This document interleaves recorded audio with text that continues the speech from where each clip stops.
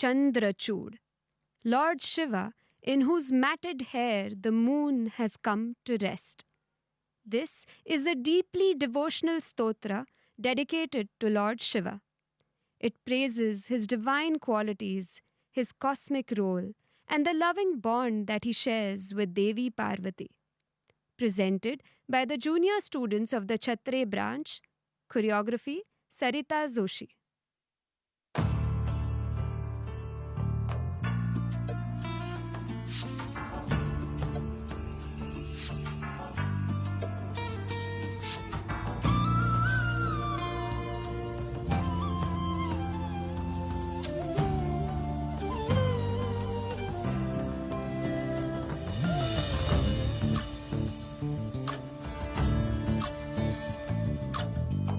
ಚಂದ್ರಚೂಡ ಶಿವಶಂಕರ ಪಾರ್ವತಿ ರಮಣಯ ನಿನಗೆ ನಮೋ ನಮೋ.